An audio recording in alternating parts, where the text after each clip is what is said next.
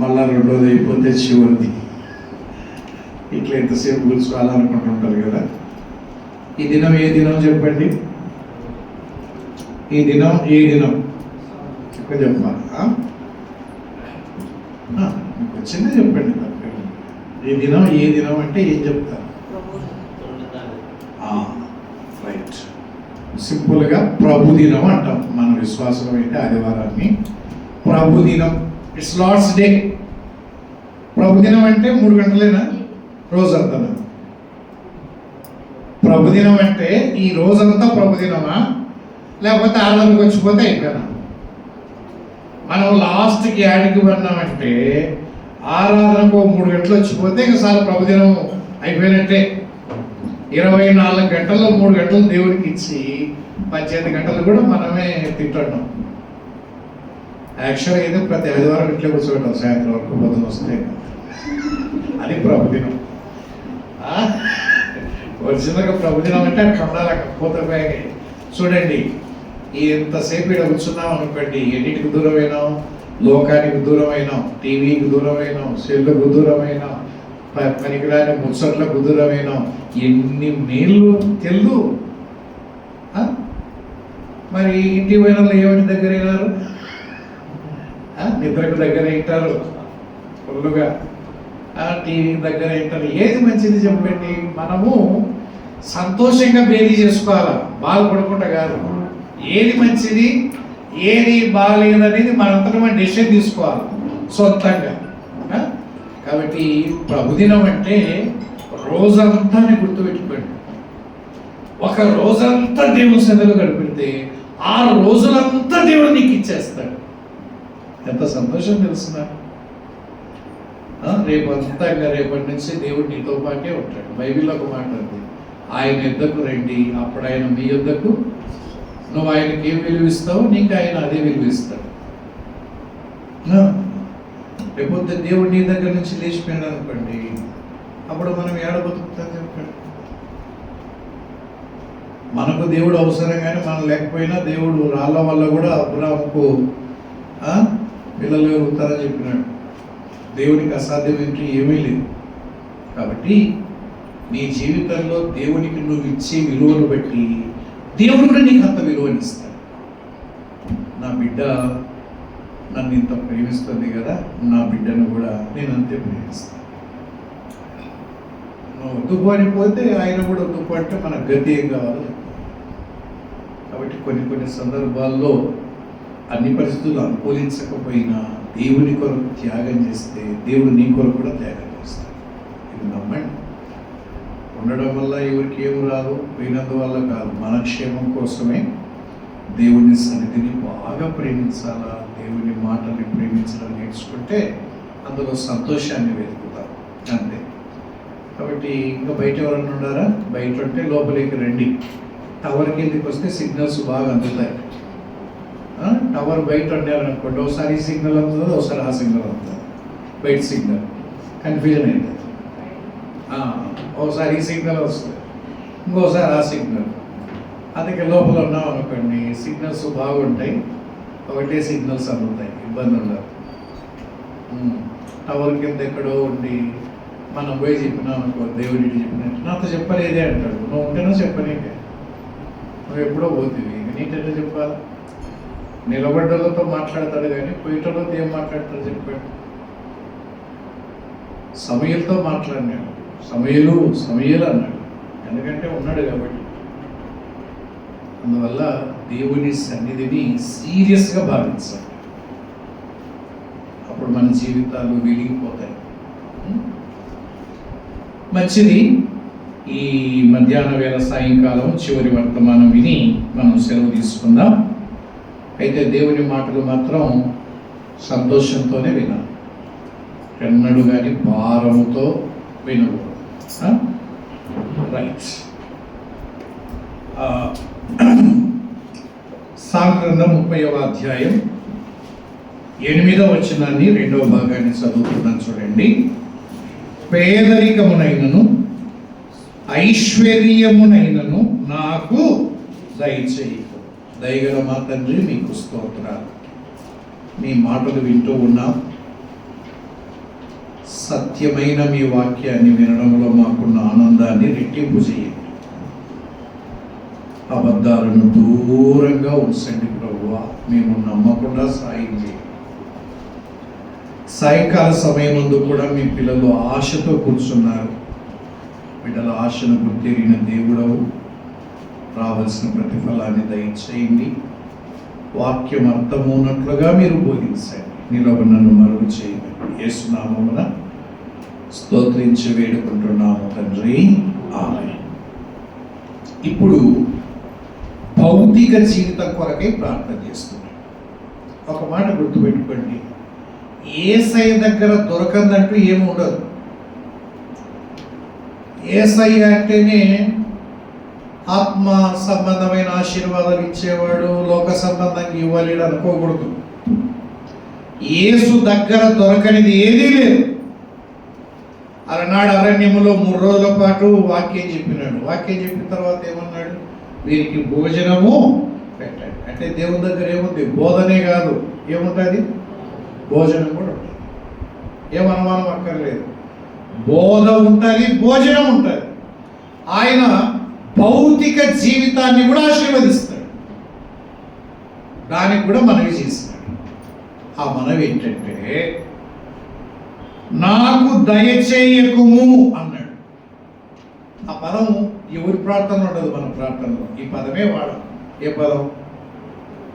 దయచేయి దయచేయి దయచేయి దయచేయి అనే తప్ప దయచేయకుమని ఒక్కసారైనా ప్రార్థనలు ఎవరైనా ప్రార్థన చేసినారా? నేనైతే ఇల్లే. ఇంతమంది ప్రార్థన చేసేటప్పుడు దయచేయకుము అనే పదం వాడం. ఇచ్చేసాయి ఇచ్చేసాయి, ఈ దయచేయి దయచేయి. జలగకి 2 బిడ్డలు ఉన్నారంట. ఏం పేరు వాళ్ళ పేరు? ఎమ్మో ఎమ్మో ఈ దేవుడు ఒక ATM కార్డు మాదిరి పెట్టుకున్నారు. ఏం ఇయ్యలేడా? ఏమి అందరూ ఎత్తుకపోయికి వచ్చినావా? నువ్వేమి ఇచ్చినావు? దేవుడు అంటే అన్నీ తీసుకుపోయేవాడా? ఎట్లా అర్థమవుతుంది నీకు? గుర్తుపెట్టుకోండి, దయచేయకుము అనే పదం నన్ను ఆశ్చర్యపరిచింది. ఫస్ట్ టైం వార్తల్లో ఏమి దయచేయకూడదంట? ఇది ఆయనకు వద్దంట, ఇది దయచేయకూడదంట. ఏంటి చెప్పండి? పేదరికమునైనను ఐశ్వర్యమునైనను నాకు దయచేయకము. ఖచ్చితంగా ప్రార్థన చేసినాడు. మనం కూడా ప్రార్థన చేస్తాం, ప్రభువా పేదరికమును దయచేయకము నాయనా. ఐశ్వర్యం అంటావా? నీ ఇష్టం. ఆకాశపు వాక్యం లిప్పి కుమ్మరించు నాయనా, కుమ్మరించు తండ్రి. ఇదైతే వద్దు, మరి అది వద్దాను.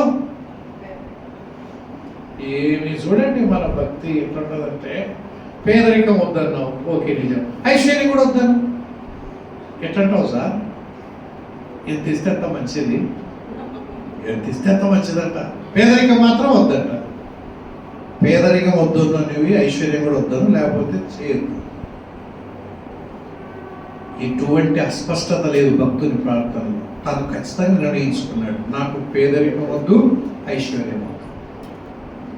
నేను ఐశ్వర్యవంతుణ్ణి అనిపించుకోవాలని నాకు ఆశ లేదు, నేను గతిలో దరిద్రుని అనిపించుకోవాలని ఆశ లేదు. ఈడ చెప్తున్నాం కదా, మనం ఒకవైపే ఏ ప్రభువా పేదరికంలో నిలుపుతావా, బీదలమై ఉంటావా, ఐశ్వర్యం ఐశ్వర్యం ఐశ్వర్యం ఐశ్వర్యం ఐశ్వర్యం. మరి కింద భక్తుడు ఏమడుగుతున్నాడు? పేదరికం వద్దు, ఐశ్వర్యం వద్దు అంటున్నాడు కదా. మరి ఏమడిగినాడు చెప్పండి కింద 2వ లైన్లో? తగినంత ఆహారము నాకు అనుగ్రహించు. ఏ పదం వాడినాడు? ఇది అర్థమైన తర్వాత నేను కూడా ఇట్లే ప్రార్థన చేయడం మొదలుపెట్టి ఓపెన్ చెప్తున్నా. 2 ఏళ్ళ నుంచి నాకు పేదరికం వద్దునైనా ఐశ్వర్యం లేదు. తగినంత, ఈ చక్కటి పదం ఇది, తగినంత. నేను ఎక్కువ ఏం చేస్తావు? ఎక్కువ ఏం చేస్తావు అంటే, నేను ఒక మాట, చెప్పులు కొనుక్కుంటాను. చెప్పులు పోతాం కదా, ఎంత చేసుకోవాలమ్మా? కాళ్ళకు తగినంత పొడుగు వేసుకునేవనుకో, తక్కువ కింద పడి వస్తాం. అటని పొట్టి వేసుకుంటే ఖాళీ కన్నా.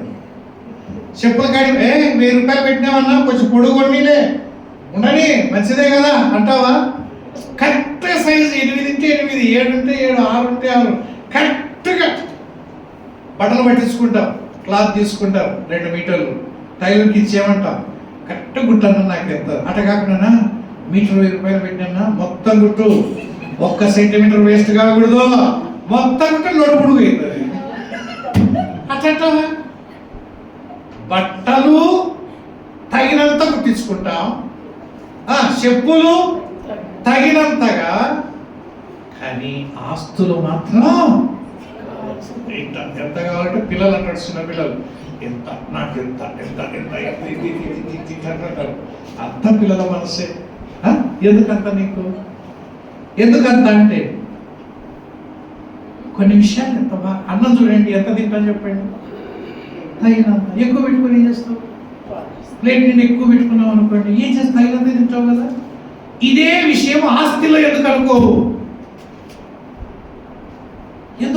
ఎందుకంత పిచ్చి పట్టింది? వాళ్ళని చూసి వీళ్ళని చూసి ఇంత కావాలా అంత కావాలా, వాళ్ళు అంత కొనుక్కుని ఇంత కొనుక్కుంటారు.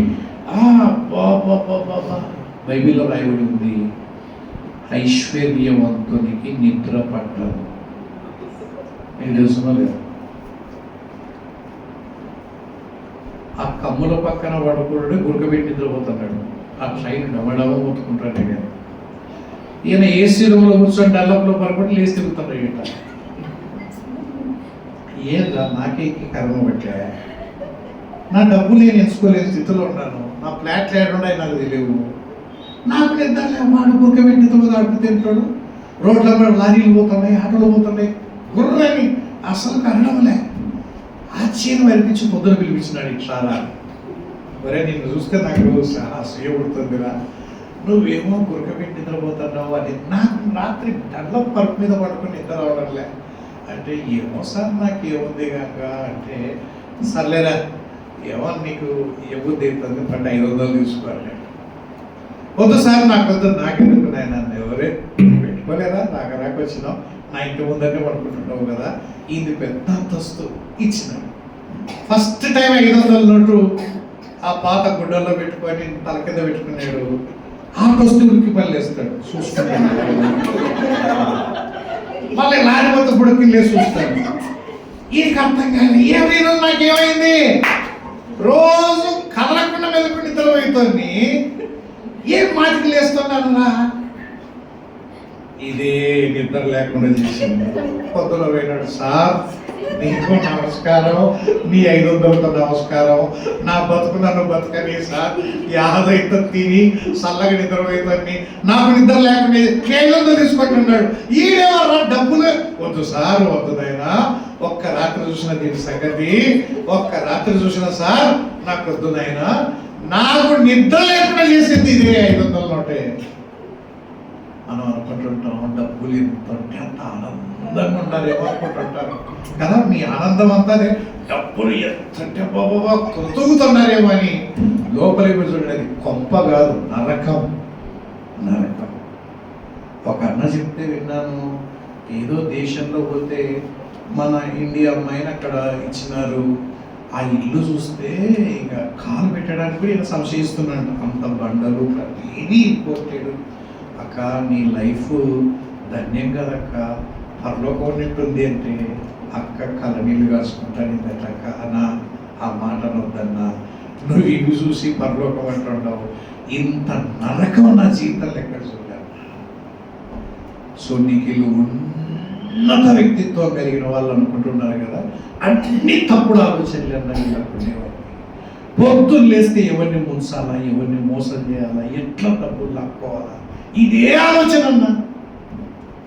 ఇది నరకం అన్న అసలుకి నేను అంటుంటే ఆయన ఆశ్చర్యపోయినాడు. సంతోషం బిల్డింగ్లలో లేదమ్మా, సంతోషం కార్లలో లేదు. నువ్వు వాళ్ళ మాత్రం ఇట్లా అనుకుంటే ఎట్లా తల్లి, నేను ఐశ్వర్యవంతురాలు కావాలా, వాళ్ళు బాగుండరు వీళ్ళు బాగుండరంటే ఏం బాగులేము మనం చెప్పండి. తగినంత ఇస్తున్నాడా లేదా దేవుడు? తగినంత. ఆ తగినంతకి ఎక్కువైతేనే ప్రాబ్లం వచ్చాయి. పక్షులు కానీ, మీరు బాగా చూడండి, పక్షులు కానీ ఎంత తింటాయి? పక్షులు పెద్ద ధాన్యం గొప్ప దొరికిందనుకోండి, పక్షులు వాళ్తాయి, కడుపు నిండేంత వరకు తింటాయి, చక్కగా ఎడికి లేసి వస్తాయి గుడ్లోకి. వచ్చినప్పుడు నేను తెచ్చుకుంటాయా? తెచ్చుకోవాలి. అందుకే పక్షులు ఎంత ఫిట్గా ఉంటాయి తెలిసిన, ఫిట్నెస్. పావురం కానీ కాకి కానీ, దుబ్బ కాకిని చూసినారు ఏడన్నా? చిన్న కదలేని కాకిని ఏడ చూడలేదు. సన్న కాకిని చూసినారా? ఫోన్ లేచిపోయే కాకిని. కరెక్ట్గా ఉంటాయి. మన మనసులో ఉంటే ఇద్దరు పట్టుకొని లేక నడుచుకుంటానో పోవాలి, లేదంటే కనుక సన్న కట్టెపుల్ల లెక్కన్నా ఉంటాడు. ఏంటంటే మనకు తృప్తి లేదు. తినేసేపు తినేది, కవర్లో పెట్టుకునేది. పెళ్ళికి పోతే లడ్లు వేసినారనుకోండి, అనో ఇద్దరు అవుతాడు పాపడు రా ఆడేస్తే ఇట్లా కవర్లు వేసుకోవాలి. ఇది ఆ కల్చర్ అబ్బా. ఒకసారి బలెడిచిన ఇంట్లో ఇంకా ఇంకొకసారి కవర్ తీసినట్టు మన సొమ్ము మనం, నీ సొమ్ము అయితే తిను ఆడే. పిల్లలకి పిల్లలు నిద్రపోతాను రా ఇడేస్తారా ఆడ పెట్టడం, మీరు రావడం. ఏ పిల్లలు వాడు దిక్కు చూస్తాడు, ఏం ఎట్ అయిపోతుంది కదా అని. ఆడ ఎవరు తినేదిలే, గ్లాసులలో పెట్టుకోవడాలు,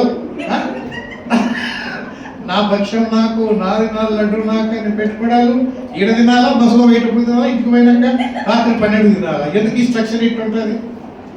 ఎందుకు ఇట్ అయిపోయినాక ఒకసారి ఇంతలో, ఒకసారి సన్నగా కట్టెపుల్ల లెక్క చూడడానికి ఈ కారంగా అయిపోయినాం కదా. ఎందుకు ఈ కారమైనా తెలిసిన? తృప్తి లేక. తృప్తి లేక మళ్ళీ రేపెట్టుకుంటాము, వస్తాము. దొరుకుతుందో దొరకదో. పక్షులు అట్ట కాదు. రేపు ఉన్నప్పుడు చూసుకుందాం, తెల్లారినాక దేవుడి అడసట పెట్టింటాడు. ఎంత కరెక్ట్గా తింటాయండి. ఆకాశ పక్షులను చూడండి, అవి విత్తవు మరి కోయవు. ఎంత కిలకిల్లాడుకుంటూ అవి ఉంటే మనకి ఇన్ని పెట్టుకొని ఏడ్చుకుంటూ పడుకుంటారు. ఏం చేస్తాం కాదు. ఏం తక్కువైంది?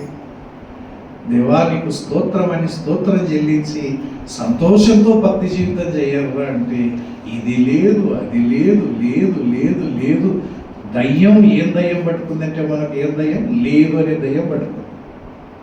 లేదు లేదు లేదు లేదు లేదు లేదు లేదు లేదు లేదు. తగినంత ఆహారం ఈ ప్రభువా అన్నాడు. తగినంత. ఎంత మంచి మాట అంటే ఇంతే. ఎక్కువైనందు వల్ల మనం పొందుకునేది ఏం లేదు, ఏం లేదు. ఏం చేయలేదు, పక్కన పెడతాం అంతే. ఏం చేస్తాం చెప్పండి? ఇప్పుడు 1000 కోట్లు ఉన్నాయి, వాడు ఏం చేస్తున్నాడు? ఏడ స్విచ్ బ్యాంకులు పెట్టినాయంట. నేను అనుకుంటే 2000 కోట్లు నాయి ఉన్నాయి. ఏం నాకేం అనుకుంటే అనుకోనికేమి ఏమైందో చెప్పండి? ఏమన్నా ఎక్కువ తింటున్నాడు చెప్పండి? రాష్ట్రపతి దేని కూడా అన్నం పంపి కాబట్టి చెక్ చేసుకోండి.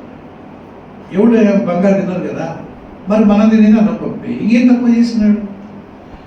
దేవుని నిందించేవానికి దేవుడు అర్థం కాదు. నాకు తక్కువ చేసినాడు, నాకు ఇట్లా చేసినాడు, అట్లా చేసినాడు. ఇంకేం చేయాలమ్మా? కొన్ని విషయాలు చూద్దాం రండి. తగినంత ఒకసారి చూద్దాం. నిర్గమాకాండం 16వ అధ్యాయంలో, నిర్గమాకాండం 16వ అధ్యాయము 21వ వచనాన్ని చూడండి. 16:21.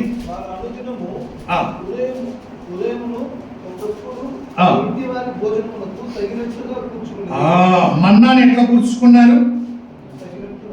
తగినట్టుగా. అరే చూడమ్మా, ఒక్కొక్కరికి ఓమేరు, మీ ఇంట్లో ఎంత మంది అంటే అని కూర్చుకోండి. మళ్ళీ రేపు కూర్చుతుంది రా. ఏంటి మన్నా? ప్రతిరోజు కూర్చుతుంది. మీరు అనవసరంగా ఇంట్లో పెట్టుకోవద్దండి. ఇంట్లో పెట్టుకుంటే మీకు స్థలం వేస్ట్ అయిపోతుంది అని చెప్తే కొంతమంది విన్నారా? ఇన్లే. 20 వచ్చిన చూడండి. అయితే వారు మోషే మాట వినక కొందరు ఉదయం వరకు దానిలో కొంచెం మిగుల్చుకొనగా అది పురుగు బట్టి కంపు కొట్టెను. అందరూ చేసినారు. కొందరు ఏమన్నారు? మోస్తే మస్తు చెప్తారు కదా, తెల్లారనే కూర్చోకపోతే ఎవరిని అడగాలి? మీ తాతను అడగాల. మన్నా కూర్చుతానంటాడు. ఒకవేళ కూర్చోలేదనుకో, ఒరే ఎందుకైనా మంచిది తెచ్చి లోపల పెట్టుకో, ఆడిపోతుంది. ఎవడైతే వాడు పెట్టుకున్నాడు తెల్లారగానే అది చూడాలనుకుంటున్నాడు. ఏమైందా తెలిసి చూస్తే ఏమైంది? పురుగు పట్టేను, కంపు కొట్టేను. అధికముగా కూర్చుకుంటే పురుగు బట్టి కంపు కొట్టడం. ఏ రోజు ఆ రోజు నమ్మకం లేదా దేవుని మాట మీద? మరి ప్రతిరోజు కురుస్తుంది వర్షం మాదిరి మన్నా, ఎంతనో అంత తగినట్టు కూర్చుకోండి అంటే మనకు తృప్తి లేదు. కూర్చుకొని మందిరానికి కూడా రాకుండా అక్కడ నంద్యాల జిల్లా కర్నూలు పలుకూర ప్రాంతంలో గనులు ఉన్నాయి. వాళ్ళ పొలం గనులు అంటే తవ్వే కొద్దీ రాయి అని. 1 సంవత్సరంలో ఆయన స్టార్ మారిపోయింది. మంచి విశ్వాసం. ఎప్పుడు మీటింగ్ జరిగినా ఖర్చు భరించేవాడు, సేవకులకు ఆతిథ్యం ఇచ్చేవాడు, తన ఇంట్లోనే పెట్టుకునేవాడు, పెద్ద ఇల్లు కట్టించినాడు. ఒకరోజు మీటింగ్ జరిగితే 5 ఏళ్ళ తర్వాత ఆయన ఆస్తి కోట్లలో టర్నోవర్ అయింది. కోట్ల రూపాయలు. 3 చోట్ల ఫ్యాక్టరీలు పెట్టినాడు. రాత్రి భోజనం చేసినారు. సేవకులకు దేవదాసులు మాట్లాడతారు, ఏమన్నా బాగున్నారు కదా అంటే, బాగున్నామన్నా. నేను అడిగేది ఈ బాగున్న జీవితం నాకు తెలుస్తుందిలే.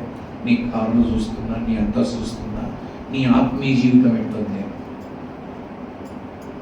అదే క్రమం తప్పకుండా నియామకుడికి వెళ్తున్నారా? నిజం చెప్తున్నాను, అబద్ధం చెప్పకూడదు. నియామకుడికి ఎట్లుంటాయో 2 ఏళ్ళు అయింది చూడకన్నా. పోనీ అన్నా ఆదివారం అన్నా క్రమం తప్పకుండా పోతున్నామంటే, ఈ సంవత్సరం కొంచెం ఇబ్బంది అయిందన్నా, నెలకు 2 వారాలు రిపోడుతున్నా. ఏం బ్రదర్ అంటే, పొద్దున 4 గంటలకు లేచిపోతున్నా, 3 ఫ్యాక్టరీలు చూసుకొని తిరిగి వచ్చే లోపల రాత్రి 12 అవుతుంది అన్నాడు. బ్రదర్ ఎవరి కోసం ఎంత తిప్పలు పడుతుంటాము? కదా సార్, ఒకడు ఉన్నాడు కదా కొడుకు, చాలా తప్పు చేస్తున్నావు. దేవుడు ఇచ్చింది నీకు ఇంత ఐశ్వర్యవంతుని చేస్తే లాస్ట్కు కూడికలకు రావడానికి కూడా గతి లేకపోతే లేకపోతే నీ భక్తి జీవితం అంతా స్మాష్ అవుతుంది. ఎవరి కోసం అన్నా ఈ బిల్డింగ్లో? ఎవరి కోసం ఇది? వాక్యం తెలిసి కూడా లాస్ట్కు నువ్వు ఆదివారాలు కూడా ఎగ్గొట్టే స్థితికి వెళ్ళిపోయినావంటే, ఆదివారాలు కూడా సంపాదనకు మరీ డబ్బు ఆశతో పడి ఆదివారం కూడా ఎగ్గొడుతున్నావంటే చాలా తప్పు చేస్తున్నావు బ్రదర్. ఓపెన్గా చెప్పు. నీ ఆత్మీయ జీవితం పాడైపోతున్నది కూడా గుర్తుపట్టలేకపోతున్నావు. నా మాట ఆపేసి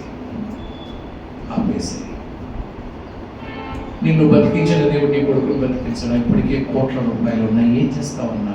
దేవుని సన్నిధికి రానంత ఆస్తి ఏం లాభం? ఆ వ్యక్తి నిజమేనా నేను గ్రహించలేకపోయినాను. తెల్లవారుజాము లేస్తున్న రాత్రి 12 పడుకుంటున్నాను, కానీ ఆత్మీయ జీవితం సరిగ్గా లేదు. నిజం.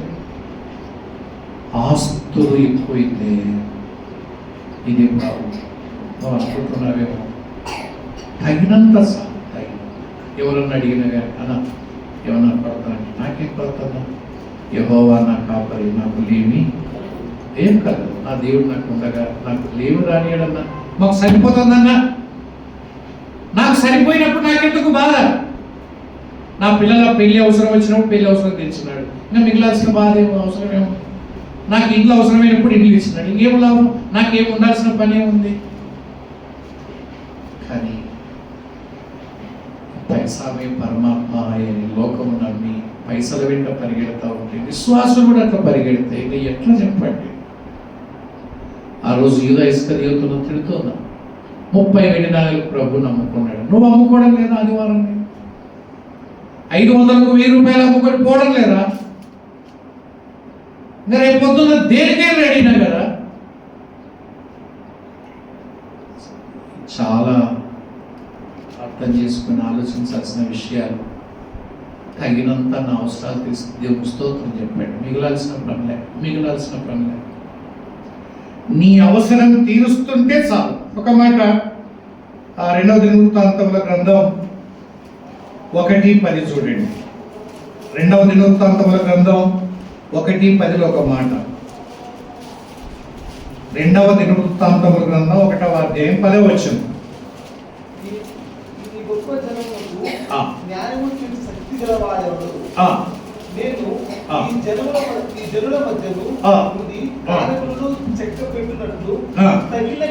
తగిన జ్ఞానమును నాకు దయచేయము. సొలొమోను ఎంత అడిగినాడు? ఎంత జ్ఞానం, ఎంత తెలివి? కొన్ని సందర్భాల్లో మన పిల్లల చదువులు కూడా ఎట్లుంటాయంటే తగినట్టు ఉండవు. మనకు గతి లేకపోయినా పిల్లల్ని మాత్రం చైతన్యలో నారాయణలో పక్కనలో చూసి మనం నిజమే చెప్తున్నాను చూడండి, దాని వల్ల రావు. దేవుడు కరుణిస్తే ఒక మాట ఉంది బైబిల్లో, ప్రయాసపడు వాళ్ళలో కానీ కోరుకొని వాళ్ళలో కానీ ఏమీ లేదు, కనికరించు దేవుడిలోనే ఉంది. ఇది నమ్మండి. మన పిల్లలు పైకి రావాలి అంటే ఈడ చదివి ఆడ చదివి కాదు, దేవుడు కనికరిస్తే చాలండి, కనికరిస్తే చాలు. నమ్మండి. అప్పుల పాలు కావద్దండి. దేనికి? ఫీజులు కట్టలేక విశ్వాసులు సైతం తెగిస్తుంటే. కాబట్టి మేమే గతిలేని వాళ్ళమా గవర్నమెంట్ స్కూల్ చదివినీకే అంటుంది నేను. వాయమ్మో, గవర్నమెంట్ స్కూల్ చదివితే గతిలేని వాళ్ళ ఎక్కడమ్మా? నీకు లేనప్పుడు లేనట్టుగానే చదివి, వాళ్ళకు ఉంది కాబట్టి చదివిస్తున్నారు. నీకెంత బాధ? తగినంత స్కూలు, తగినంత విద్య, నీ ఆదాయానికి తగినంత. నీకు ఎంత ఆదాయం వస్తుందమ్మా? ఎంత ఫీజు కట్టగలవు? ఎక్కువ కడితే అనుసరిస్తావు, అప్పు తెస్తావు. అప్పు తెస్తే ఎక్కడి నుంచి వడ్డీ కడతావు? నువ్వు కష్టపడి వడ్డీకి వానికి చేతిలో పెడతావా? ఏమన్నా అర్థం ఉందా? ఏమో ప్రభువా, నాకైతే లేదు, కట్టడానికి లేదు. యా బడి ఫ్రీగా చెప్తే బల్ల చేపిస్తాను. అంత ఫ్రీగా ఉండదు ఎందుకు? అప్పుడు కాదు, ఇప్పుడు పిల్లలు చదవాలా, మమ్మీ అనాలా, డాడీ అనాలా, ఇవి రాయాలా, చదవాలా, ఎల్కేజీకి మెడకు ఒకటి వేయాలా, అలా ఎంత తెగ ఆనందపడుతుంటారు కదా. అది బరువు మోయలేక్స్ వస్తుంటాడు. దానికి మళ్ళా సిలబస్, దానికి ఒక ఎంట్రెన్స్, యూకేజీకి నర్సరీకి ఎంట్రెన్స్. ఇంకా ఇంటర్నేషనల్ స్కూల్ పోతే ఇంకా ఫీజు చెప్తే అర్థం కాదు. చాలా ఓవర్ అయింది చదువు మీద. ఎంత ఉండాలో అంత ఉంటే బాగుంటుంది. ఒకప్పుడు చదువు లేదని బాధపడతాను, ఇప్పుడు చదువు ఎక్కువైపోయి పొలాలు అమ్ముకొని, ఇళ్ళు అమ్ముకొని టౌన్లలో సిటీలలో వచ్చి ఉంటున్నారు. ఇంకా చదువు ఒకటేనా జీవితంలో మార్గం? ఏం లేదా? అంత అవసరమా పొలాలు అమ్ముకొని చదివియాల్సినంత అవసరం? ఏమో మరి, ఇది ఓవర్ అయిపోతుంది. గుర్తుపెట్టుకోండి. ఒకటి అడో పేపర్ చూస్తాడు, ఈయన మాదిరి అందరూ ఇస్తారు అనుకుంటాడు. ఇంకా వాడిని మళ్ళీ తీసుకుపోయి అదే స్కూల్లో వదిలేసేస్తారు. ఒకప్పుడు 5 ఏళ్ళు నిండేంత వరకు బడి మాట ఎత్తేవాళ్ళు కాదు పెద్దల కాలంలో. చూసినారా? నేను చదువుకునే టైంలో ఇంకా కొంచెం అసలు బడి కథ తెలుదు. ఎప్పుడు 5 ఏళ్ళు అయిపోయినాక మరి బల్లెడుస్తా పాలా. ఇప్పుడు 5 ఏళ్ళు కాదు, ఫస్ట్ క్లాస్కు ముందు ఒక క్లాస్ గుర్తించేది. యాది యూకేజీకి ముందు ఒక క్లాస్ గుర్తించేది. ఎల్కేజీ కంటే ముందు ఒకటి గుర్తించేది నర్సరీ. అంటే 5 ఏళ్లకు ఒకటైతే 4 ఏళ్లకు యూకేజీ, 3 ఏళ్లకు ఎల్కేజీ, 2.5 ఏళ్లకు నర్సరీ. ఇంకా రేపు పాకుడు బళ్ళు కూడా వస్తాయి, పాకుంట కూడా పోతారు బడి. చదువు అంత అయిపోయింది. మా వాడిని ఇస్తే మాకు పాకుంటూనే పోతున్నాడు. నెలకు 500 ఫీజులు కడతారు. రూములు వేయడం, పిల్లలు పాకుంటూ ఉంటారు సాయంత్రం వరకు. అదే ఇంకా తెగ ఆనందం పేరెంట్స్గా. నా కొడుకు బడిపోతున్నాడు అక్క, నా కొడుకు బడిపో. ఆడ ఏం చేయరు, వాకిలేసి తిప్పుతుంటారు అంతే. మనం అనుకుంటుంటాం అంత అవసరం అంటే అంత చిన్నపిల్లలకి. ఓసారి కార్టూన్ వచ్చింది, నవ్వలేక వచ్చినాం. ఏంటంటే ఒక ఆమె ప్రెగ్నెంట్గా ఉంది, ప్రైవేట్ స్కూల్కి వచ్చినారు, పెద్ద కార్పొరేట్ స్కూల్కి. సార్ మా వానికి సీటు కావాలండి. ఏమయ్యా అంటే కడుపులో ఉన్నాడు సార్. అదే సార్ మళ్ళీ సీటు దొరకదా? ఆయన ఏమంటే తెలిసిన, 8 నెలలు అమ్మా, 9 నెలలు సార్, ఇంకా 10 రోజులు డెలివరీ డేట్ ఇచ్చినాడు. మా స్కూల్ స్పెషాలిటీ అమ్మా, స్కూల్ వెనుకనే హాస్పిటల్ కూడా పెట్టినాం తల్లి. కాబట్టి నువ్వు 7వ డెలివరీ అయ్యి మీ వాడిని చేయించడం 2 మాటలు అయిపోతాయి, సిలబస్ కవర్ కాదు. కాబట్టి ఇప్పుడే హాస్పిటల్ చేరు. డెలివరీ అయితే నర్సులు తెస్తారు క్లాస్కు, ఫస్ట్ క్లాస్కే, క్లాస్ మిస్ కాకుండా అంటాడు. అంత అయిపోయింది. ఇంకా నువ్వు 7వ డెలివరీ మళ్ళీ ఆ ఊరికి చివరికి వచ్చిన 2 నాళ్ళు అవుతుంది. అప్పుడు 2 పాటలు అయిపోతాయి వాడికి. ఈ డెలివరీ అయితే ఇట్లే పట్టుకొని వస్తుంది క్లాస్లోకి. రేపొద్దు నా కాలం కూడా వస్తుంది చూడండి. అంత పిచ్చి. ఎంతవరకు ఉండాలో అంత మంచిది, కానీ మరీ ఇంతనా? ఇంకా చదువు రాకపోతే దరిద్రుడా, వేస్ట్ ఫెయిల్. చదువు వచ్చిన ఏం ఫెయిల్ అయినాడు? ఫెయిల్ అయినాడు. వారి బదులు ఈ ఫెయిల్ అయ్యాడు కదా.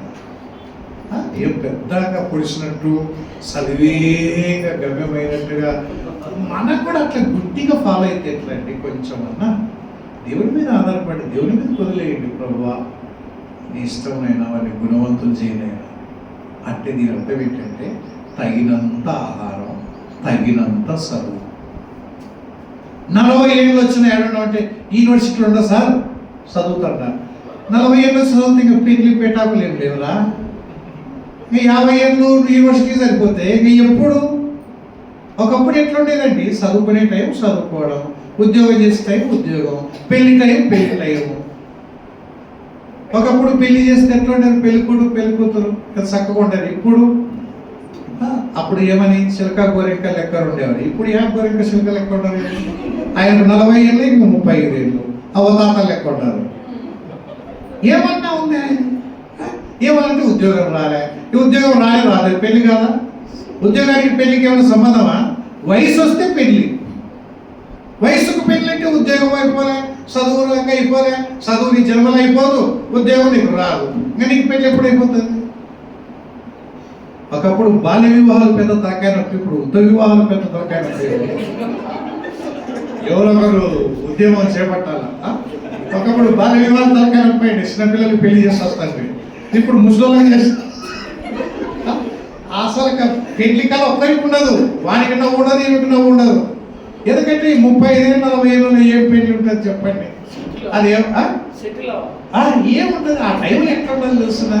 పెళ్లి చేసుకునే వయసులో పెళ్లి చేసుకోవాలి, చదువుకునే వయసులో చదువుకోవాలి, ఉద్యోగం చేసే వయసులో ఉద్యోగం చేయాలి, బాధ్యతలు చేపట్టాలా. 40 ఏళ్ళు వచ్చింది, పల్లమ్మ పెన్షన్ వస్తే 3000లో తేడా.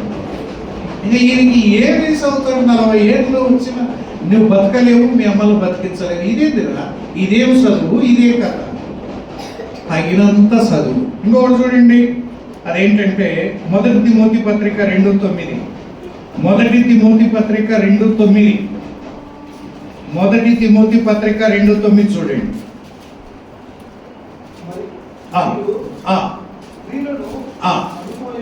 అనుకోయు చాలా పదం పట్టుకుంటారు. ఒకటి రాసుకోండి. ఏ వస్త్రాలక? తగు మాత్రం. నువ్వు వేసుకునే బట్టలు నీకు తగినట్టు ఉండాలి, తగినట్టు ఉండాలి. మన ఆదాయము 3 మనం వేసుకునే బట్టలు చూస్తే కనుక కలెక్టర్ భార్యని ఏమనిపిస్తుంది మనం చూస్తే. ఒక ఆమె ఆయన భర్త ఏటీఎంలో సెక్యూరిటీ గార్డు 15,000 పట్టుచీర కట్టుకొని వచ్చింది మందిరానికి. ఈమె గార్డు భార్య సరిపోయే, కలెక్టర్ భార్య అంటే అసలు చీర దొరికేది కాదేమో అనుకున్నాను. అంత అవసరమా? ఏంటంటే ఎట్లా ఎందుకు అప్పులుగా ఏం సరిపోవు అంటే అంత అవసరమా? తగు మాత్రపు వస్త్రాలండి, కరెక్ట్గా సూటబుల్గా ఉండాలి. తగినట్టున్నాడన్న, తగినట్టున్నాడు. నేను ఎవరిని? ఈ బట్టలు నాకు తగినట్టున్నాయా? ఈ బట్టలు పిచ్చి ఫ్యాషన్ యుగం దైవ సేవకుల్లో కూడా మార్చి పడిస్తుంది కదా. తలుపు వెలుపువి ఇంత వేసుకొని గుండెలు ఇంతలా ఉండి ఆ సుష్టంలో ఆ బట్టలకి వెళ్ళి చూస్తున్నారు. ఈయన వాక్యం ఏమో ఇటలే, ఈయన బాగా ఇంటున్నాడు అనుకుంటున్నారు. కాదు, ఈ గుండెలు ఎంతలా ఉండే, మెరుస్తున్నాయి, ఈ టై అట్టగట్టినాడు. ఇంకా ఏం వింటాడు చెప్పండి? అంత వృద్ధాప్యములో ఆ బట్టల వల్ల మనకేమైనా అందం వస్తుందా? మొన్న ఒక దైవదాసుడు సాక్ష్యం చెప్పాడు. వంటకాలు పోయింటే, అన్న మా పిల్ల 25 ఏళ్ళు అయిందన్న. 25 ఏళ్ళు అంటే ఇప్పుడు ఒక 55 అట్లా ఏజ్ అయిన. నేను నా భార్యకి ఎన్నడూ ఏమి కొనుక్కోమని, కానీ ఫస్ట్ టైం గుర్తుంటుందని 25,000 రూపాయలు తీసుకుపోయి నీకు ఇష్టం వచ్చింది కొనుక్కో అని చెప్పినాను. అప్పుడు నా భార్య అనింది, ఏమండి ఒకప్పుడు నాకు బట్టల మీద ఈ కమ్మలు వాటి మీద ఇంట్రెస్ట్ ఉండేది, కానీ ఇన్ని సంవత్సరాలు దేవుని సన్నిధికి వచ్చినాను, వాక్యం విన్నాను, నాకు మనసు ఎరిగిపోయిందండి. అవి పెట్టుకోవడం వల్ల నాకేం అందం రాదు. ఈ వయసులోనే నా బట్టలు దొరుకుకోవడం వల్ల నాకు లేని అందం ఎక్కడ వస్తుంది? దయచేసి నాకు వద్దు 25,000 పక్కన ఎవరో మందిరం కట్టుకుంటున్నారంట. ఆ పేద వాళ్ళు కష్టపడుతున్నారు, దేవుని పరిచర్య కన్నా వాడండి అని చేతులు వెనక్కి పెట్టారు. అప్పుడు ఆయన అన్నాడు, నా భార్య రూపాంతరం చెందిందన్న, నా భార్య మనసు మారింది. ఒకప్పుడు బట్టలంటి పడి సచ్చేది, నగలంటి పడి సచ్చేది, ఇప్పుడు తన వైఖరి మార్చుకుంది వాక్యం విన్న తర్వాత. మనమైతే 25,000 చేతబడినాక 25,000 ఏ మొక్కకి అవుతుంది? ఇంకొక 25 దేపో అరతలవన్నా రావద్దా? మరి పెద్దకి ఇచ్చినావు కానీ 20 ఎందుకో చూడండి, అంత పిచ్చి కదా. నేను పనిచేసే చోట ఒక అవ్వ నిజం చెప్తున్నాను, 85 ఏళ్ళు ఉంటుంది ముసలాడు, వణుకుతుంది, కట్టెబట్టుకుంది. కానీ మనవని పెళ్లికి ఇంత నక్లెస్ వేసుకొని కారెక్కుతుంది. ఆ నక్లెస్ వల్ల ఆమె ముఖానికి ఏమన్నా అందం వస్తుందే? నేను ఒక మాట, 90 ఏళ్ళ ముసలామె నడవలేని ఆమెకు ఎంత ఆసక్తి నగల మీద, ఏమై పెట్టుకోవడం వల్ల ఏమొస్తుంది చెప్పండి? నమ్మిన మనం కూడా దాంట్లో పట్ల పిచ్చి సాగుతుంది. ఎప్పుడు చెప్పండి, ఎప్పుడు చెప్పండి? మనం ఎప్పుడు తగినంత తగినంత వస్త్రాలు, తగు మాత్రపు వస్త్రాలు. నిన్ను చూసిన వారు కట్టు సరిపోయినారు చాలు, వాళ్ళ ఆదాయానికి వాళ్ళు కట్టుకునే బట్టలకి చాలు. ఎవరో కట్టుకున్న బట్టలు చూడొద్దాయి, దయచేసి దాని వైపు చూడొద్దాయి. నీకు ఆదాయం ఎంత ఉందో అంతన్నా. మనకి ఇప్పుడు 5,000 చేతులు ఉన్నాయి. ఈ 5,000లో మనం పండుగకు బట్టలు పట్టించుకుంటాం చాలు. ఎక్కువదు తక్కువదు మీరే ఆలోచించండి. నా దగ్గర ఉన్నవి ఇవి, నేను అప్పు చేసే ప్రసక్తి లేదు, ఉన్న దాంట్లోనే వాడు ఎంత ప్రశాంతంగా ఉంటుంది. ఎవరే పట్టించుకోండి. తగుమాత్రపు వస్త్రాలు, తగుమాత్రపు చదువు, తగుమాత్రపు ఆహారం, తగుమాత్రపు ఆస్తి. చూడండి, తగినంత. ఇంకొక మాట చూడండి, లూకా సువార్త 14వ అధ్యాయం 28 నుంచి 28 నుంచి. లూకా సువార్త 14వ అధ్యాయము 28 నుంచి. గోపురము కట్టింపగోరినల్లా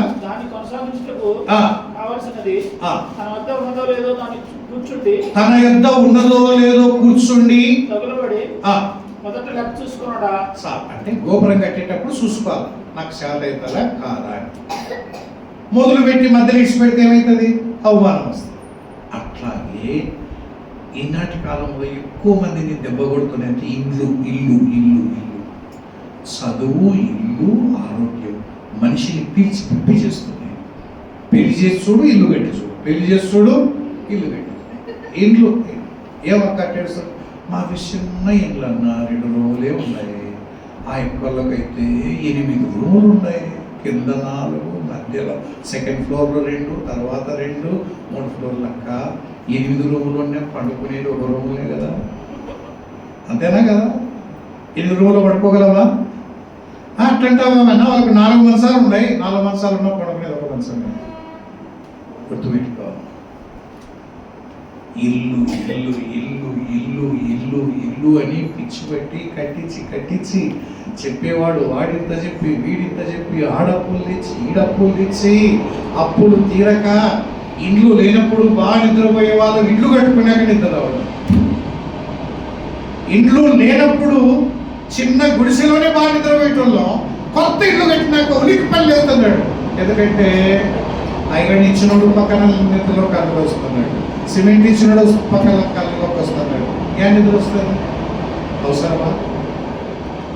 తగినంత ఇల్లు సార్. చిన్నగా ఉన్నప్పుడు చిన్నగా ఉన్నట్టారు, పెద్దగా కట్టిస్తే ఇల్లు ఊడ్చుకోలేక చేస్తాడా, క్లీన్ చేసుకోలేక చేస్తాడా. ఇంత ఇల్లు ఎవడు ఊడ్చాడా? నువ్వేంటివి కదా చిన్నగానే. చిన్నగా అయితే తట్టుకోలేక, పెద్దగా అయితే తగినంతే చదవడం. నేను చెప్తున్నాను, ఇళ్ళల్లో గిళ్ళల్లో ఏం లేదు, అంతా మన మైండ్లో ఉంది, మన మైండ్లో ఉంది. ఈ మైండ్ సరిగ్గా ట్యూన్ చేస్తే సంతోషంగా బతకవచ్చు. కానీ ఒక్క జీవితంలో కూడా సంతోషం లేదు. ఆడిపోయిన మొక్కలు కలకల్లాడుతుంటాయి, కానీ మందిరానికి వస్తే మాత్రం ఆమ్లెట్ కూడా పడుతుంది. వేస్తే ఇంకా గుడ్డు కొట్టేసిన మనకు ఆమ్లెట్ అవసరమే లేక గ్యాస్ కూడా మిగులుతాయి. చిట్టపట్ట అంత అవసరమా? ఏం పోయిందమ్మా? ఏం తక్కువైంది? దేవుడు ఏం తక్కువ చేసిన అంత బాధపడుతున్నాడు. దేవుడు మహారాజు లెక్క పెట్టినాడు. తెలంగాణలో ఒక ఊరికి పోతే అలా కాలనీకి పేరు పెట్టినారు. మహారాజుల కాలనీ. నేను ఆడొక్కటే అనుకుని అన్ని ఊళ్ళో ఇచ్చేసారని మంచి పేరు పెట్టారు అంతే. మహారాజు అబ్రాహ్మణ్ ఏమన్నారు, ఏతు కుమారులు మా మధ్యలో మహారాజులు ఎక్కువ ఉన్నారు. ఏం లేకపోయినా కానీ మన బతుకు కూడా అంతే, మహారాజులు ఎక్కువ బతకాలి. గుడిసె ఉన్నా మనం మహారాజులమే మహారాణులమే.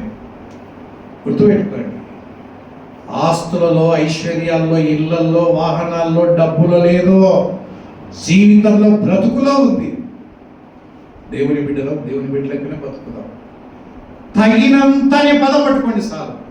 దేవుడిని ఇట్లా అడగండి ప్రతిరోజు, దేవా తగినంత మా అవసరాలు తీర్చు చాలు. తగ్గి ఎక్కువ అవుతున్నాయి, ఎక్కువైతే పురుగు పడతాయి, ఎక్కువైతే కంపు పడతాయి, ఎక్కువైతే పురుగు పడతాయి, ఎక్కువైతే కంపు పడతాయి. వద్దునైనా ఆస్తి ఎక్కువైన వాళ్ళ దాన్ని భక్షించేవారు కూడా ఎక్కువైతే కాకులు లెక్క చుట్టుకునే వాళ్ళు ఉంటారు.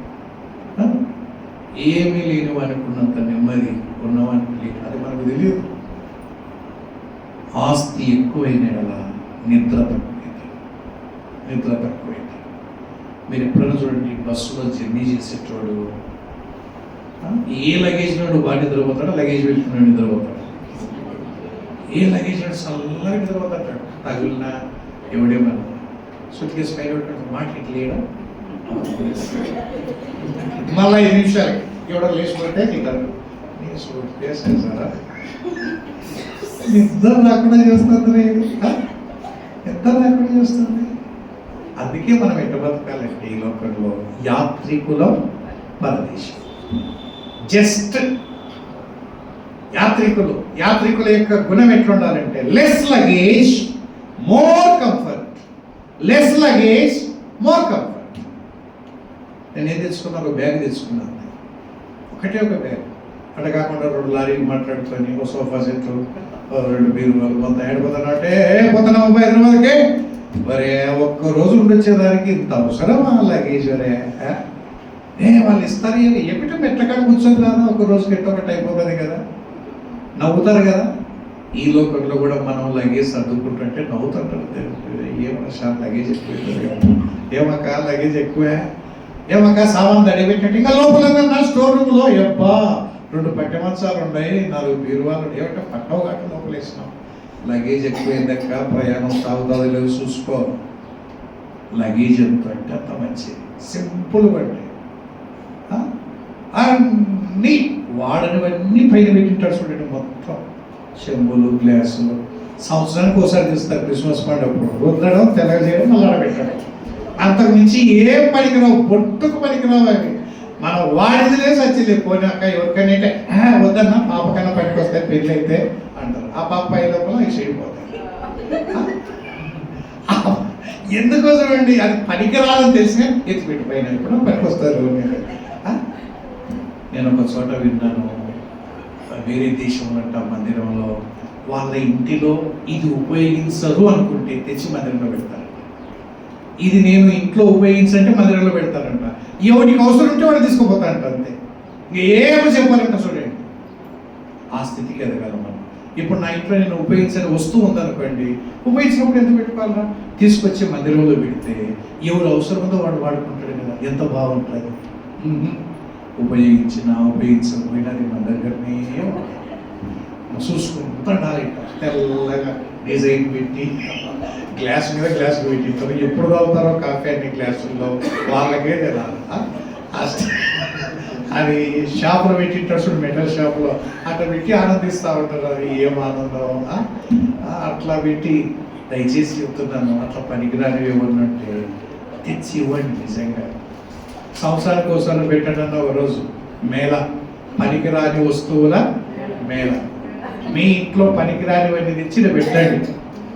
పెట్టి ఎవరికి అవసరమైతే నిజంగా ఇది అవసరం వాళ్ళు తీసుకోబడి ఇబ్బంది లేకుండా ఫ్రీగా అంత ప్రశాంతంగా బతకాలి ఈ లోకంలో.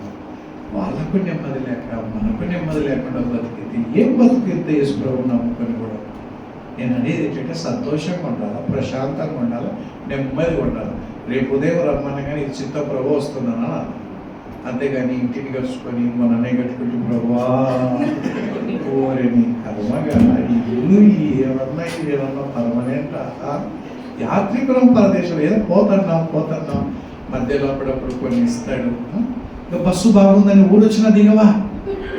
సీట్లు బాగున్నాయి సార్, మెత్త సీట్లు ఇదే అంటే సీటు మెత్తగా అవసరం, మీ ఊరు వచ్చిందంటే అయితే మనకు దూరం పోయిస్తాను రావాలి.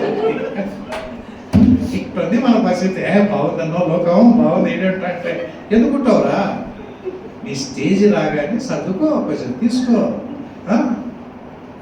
ఆడొస్తుందని ఇటు తీసి పెట్టుకుంటారు బ్యాగులు. ఏమంటే ఇక దగ్గరకు వచ్చింది, దిగుతుంది, దగ్గరకు వచ్చింది. మన జీవితం కూడా అంతే.